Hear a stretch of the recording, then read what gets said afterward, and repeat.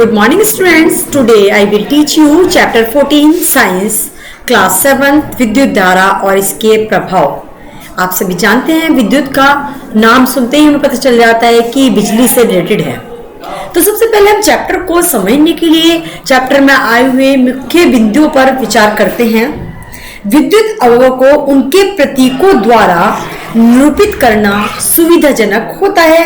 इनका उपयोग करके किसी विद्युत परिपथ को परिपथ आरेख द्वारा निरूपित किया जा सकता है। जब किसी तार से कोई विद्युत धारा प्रवाहित होती है तो वह तार तप्त हो जाता है, गर्म होता है।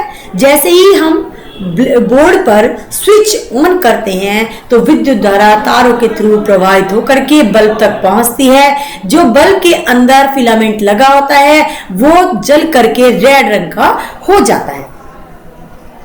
कुछ विशेष पदार्थों से बने तारों में से जब उच्च विद्युत धारा प्रवाहित होती है तो वे गर्म होने से पिघलकर टूट जाते हैं। इन पदार्थों का उपयोग विद्युत फ्यूज के निर्माण में किया जाता है। तो चलिए अब स्टूडेंट स्टार्ट करते हैं अपना चैप्टर 14। हमारा आपने लास्ट क्लास में भी स्टडी की होगी कि आपका हाथ कितना स्थिर है, खेलने का प्रयास क्या होगा, यदि नहीं तो अब आप इसे करके देखेगा। भूजलता पहली ने भी कक्षा 6 में के अनुसार खेल के लिए एक विद्युत परिपथ संयोजित किया था। उन्होंने अपने मनोरंजन के लिए वे एक दूसरे शहर से रहने वाले चचेरे भाई को इस खेल के लिए खेलने का सुझाव देंगे। इसलिए पहेली ने एक स्वच्छ चित्र बनाया। उसमें यह दर्शाया कि विद्युत अवयवों को कैसे संयोजित किया जाना है। क्या आप यह परिपथ आसानी से खींच सकते हैं? इससे बूझो को यह जानना बूझो ने जानना चाहा कि क्या इन विद्युत अवयवों को निरूपित करने का कोई आसान उपाय है। और विद्युत अवयवों के प्रतीक कुछ सामान्य विद्युत अवयवों को प्रतीकों द्वारा निरूपित किया जा सकता है। जैसा कि आप देखते भी हैं कई बार। इन प्रतीकों को ध्यान से देखने के लिए हम विद्युत सेल के प्रतीक पर ध्यान देंगे। स्विच के लिए ऑन स्थिति और ऑफ स्थिति चित्र में दर्शाए अनुसार हमें दिखाई दे रही है। अवयवों को संयोजित करने में उपयोग होने वाले संयोजक तार रेखाओं द्वारा निरूपित किए जाते हैं। एक बैटरी और उसके प्रतीक की में दर्शाया गया है। क्या आप ये भी जानते हैं कि बैटरी क्या होती है? बैटरी के प्रतीक को ध्यान से देखिए। क्या अब आप बता सकते हैं कि बैटरी क्या हो सकती है? कुछ क्रियाकलापों के लिए हमें एक से अधिक सेलों की भी आवश्यकता होती है। आप ये देखिए स्टूडेंट, आप सभी को अपनी नोटबुक में ये सारणी बनानी है जिसका नाम होगा विद्युत परिपथ के कुछ अवयवों के प्रतीक।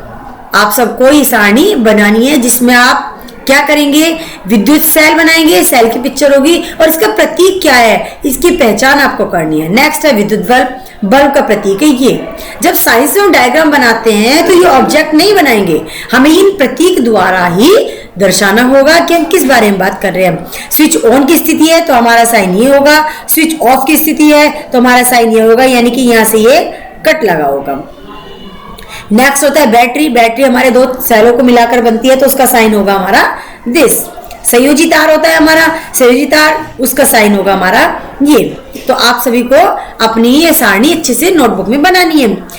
टॉर्च, ट्रांजिस्टर, रेडियो, खिलौने, टीवी, रिमोट कंट्रोल जैसी कई युक्तियों में बैटरी का उपयोग की जाती है। तथापि इनमें से कुछ युक्तियों में विद्युत सेलों को सदैव ही चित्र 14.2 में दर्शाए अनुसार एक के बाद एक दूसरे को नहीं रखा जाता है। आप देखेंगे बैटरी बनाने के लिए दो सेलों को एक साथ संयोजित करना।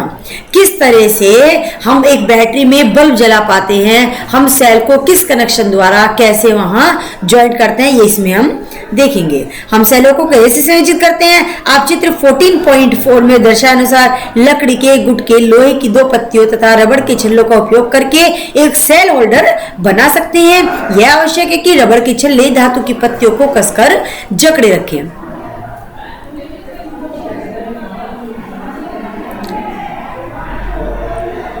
ये दो सेलों वाली बैटरी है। आप ध्यान रखेंगे सेल में हमेशा दो टर्मिनल होते हैं, एक प्लस और एक माइनस। जब हमें बल्ब दीप्त करना है तो प्लस माइनस हमारे दोनों विपरीत होने चाहिए। ऐसा ना हो कि दोनों साइड से आपको प्लस को लगा दें तो ऐसे हमारा बल्ब फ्यूज हो सकता है और बैटरी जलेगी नहीं। किसी बैटरी को निरूपित करने के लिए उपयोग किए जाने वाला प्रतीक सारणी 14.1 में दर्शाया था। आइए अब हम सारणी 14 में दर्शाए गए प्रतीकों का उपयोग करके विद्युत परिपथ आरेख खींचते हैं। देखिए इसमें क्या है कि जो हमें अभी प्रतीक दिखाए थे पिछली सारणी में, जो आपको कॉपी में बनाने हैं, उसको यूज करते हुए एक विद्युत परिपथ बनाया गया है। आप देखेंगे वहां पर तो उसमें हमें इस तरह से दिखाए हुए थे, बल्ब दीप्त हो रहा है तो उसका साइन हमारा अलग था। आपने कक्षा 6 में भी इस तरह का परिपथ का उपयोग एक बल्ब को दीप्त करने के लिए क्या होगा। क्या आपको याद है कि बल्ब केवल तभी दीप्त होता है जब स्विच ऑन की स्थिति में होता है, सभी को मालूम है। जब तक हम स्विच बोर्ड से स्विच ऑन नहीं करेंगे तो क्या हमारा बल्ब जलेगा? ऐसा नहीं हो सकता। जब स्विच ऑन होगा तभी हमारा बल्ब जलता है। जिस तरह हमारा विद्युत परिपथ का ऑब्जेक्ट को यूज करते हुए चित्र यहाँ दर्शाया गया है, उन्हीं ऑब्जेक्ट को किस प्रतीक द्वारा दर्शाते हैं ये हम इसमें देखेंगे। आप सभी को विद्युत परिपथ का आरेख भी अपनी कॉपी में बनाना है। प्रतीकों का उपयोग करके विद्युत परिपथ आरेख खींचना काफी आसान होता है। इससे सामान्यतः हम विद्युत परिपथों को परिपथ आरेखों से निरूपित करते हैं, जैसा कि चित्र 14.9 द्वारा एक अन्य विद्युत परिपथ आरेख दर्शाया गया है। क्या यह चित्र 14.8 में दर्शाए गए परिपथ जैसा ही है? इन दोनों परिपथों में क्या अंतर है? देखिए अब क्या होता है कि बल्ब में एक पतला तार होता है जिसे हम तंतु कहते हैं अथवा फिलामेंट भी कह सकते हैं। यह तभी दीप्त होता है जब इससे विद्युत धारा प्रवाहित होती है। यदि बल्ब का तंतु टूट जाता है तो वह बल्ब हमारा फ्यूज की स्थिति में आ जाता है। ध्यान रखिए कुंजी अथवा स्विच को परिपथ में कहीं पर भी लगाया जा सकता है। जब स्विच ऑन की स्थिति में होता है तो बैटरी के धन टर्मिनल से बैटरी के ऋण टर्मिनल तक परिपथ पूरा होता है। परिपथ को तब बंद कहा जाता है तथा सारे परिपथ में तुलना विद्युत धारा प्रवाहित होने लगती है। जब स्विच ऑफ की स्थिति में होता है तो परिपथ अधूरा होता है, तब इसे खुला परिपथ कहते हैं। इस स्थिति में परिपथ के किसी भी भाग में कोई विद्युत धारा प्रवाहित नहीं होती है।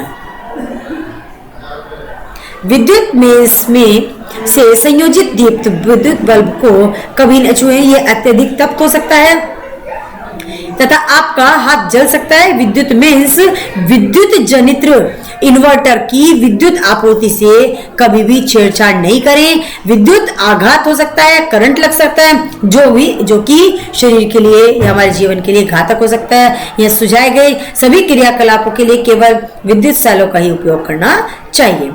यदि बल्ब का तंतु टूट जाए तो क्या तब भी परिपथ पूरा होगा? क्या तब भी बल्ब दीप्त होगा? आपने ध्यान दिया होगा कि दीप्त बल्ब गर्म हो जाता है। क्या आप जानते हैं ऐसा क्यों होता है? विद्युत धारा का तापीय प्रभाव क्या होता है हमारा? तो एक्टिविटी 14.2 में हम देखेंगे एक विद्युत सेल, एक टॉर्च बल्ब, एक स्विच तथा संयोजक तार लीजिए। चित्र 14.9 में दिखाए अनुसार एक विद्युत परिपथ बनाइए। यह क्रियाकलाप केवल एक सेल का उपयोग करके किया जाता है। स्विच को ऑफ की स्थिति में रखिए।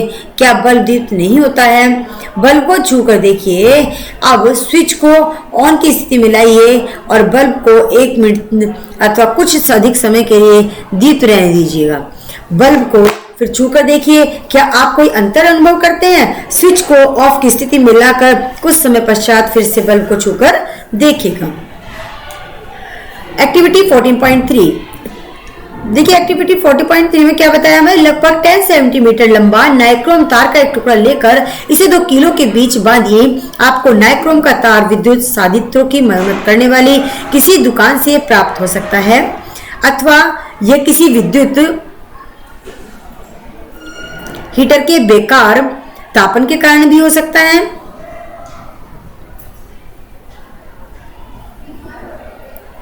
तो इस तार को स्पर्श कीजिए। अब स्विच को ऑन की स्थिति में लाकर परिपथ में विद्युत धारा प्रवाहित कीजिए। कुछ सेकंड के पश्चात तार को स्पर्श कीजिए। इसे अधिक समय तक पकड़े मत रखिए। परिपथ में विद्युत धारा बंद कीजिए। कुछ मिनटों के पश्चात तार को पुनः स्पर्श कर सकते हैं। अब स्विच को ऑन की स्थिति में अधिक समय तक नहीं रखें। ऐसा करने से सेल अतिशीघ्र दुर्बल हो सकता है। भाई सेल हमारा वेस्ट जा रहा है, अगर हम कुछ नहीं कर रहे हैं, ऑन करके छोड़ दिया, हमें ऑफ कर देना चाहिए। जब किसी तार से कोई विद्युत धारा प्रवाहित होती है तो वह तप्त हो जाता है। इसी तो विद्युत धारा का तापीय प्रभाव कहते हैं। जब हमारा तार गर्म हो जाता है तो वो कहलाता है हमारा विद्युत धारा का तापीय प्रभाव क्या कहलाता है। क्या आप किसी ऐसे विद्युत साधित्र का नाम बता सकते हैं जिसमें विद्युत धारा के तापीय प्रभाव का प्रयोग किया जाता है? ऐसे साधित्रों की एक सूची बनाइए। आपने कमरों को गर्म करने या खाना बनाने के उपयोग में होने वाले विद्युत तापक देखे होंगे। चित्र 40.11 में इन सभी में तारों की एक कुंडली होती है। तार की इस कुंडली को विद्युत तापन अवयव अथवा केवल अवयव या एलिमेंट कहते हैं। आपने यह ध्यान दिया होगा कि जब इन साधित्रों को विद्युत में से संयोजित करके स्विच को ऑन की स्थिति में किसी तार में उत्पन्न ऊष्मा का परिमाण उस तार के पदार्थ की धातु जिससे वह बना है लंबाई तथा मोटाई पर निर्भर करता है।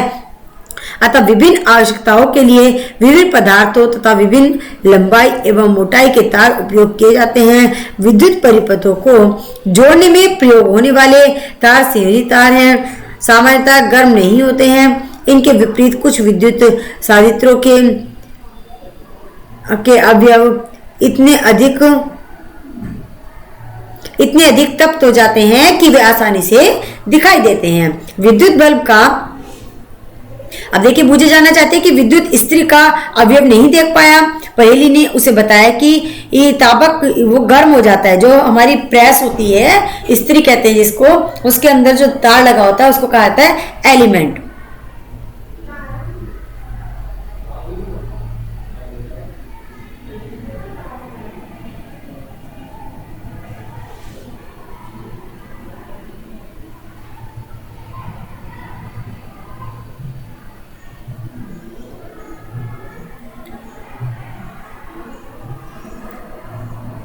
तो स्टूडेंट, आज के इस पीरियड में हम इस अपनी वीडियो को यहीं ऑफ करते हैं। आप सभी को अच्छे से वीडियो को वॉच करना है, बुक से स्टडी करनी है।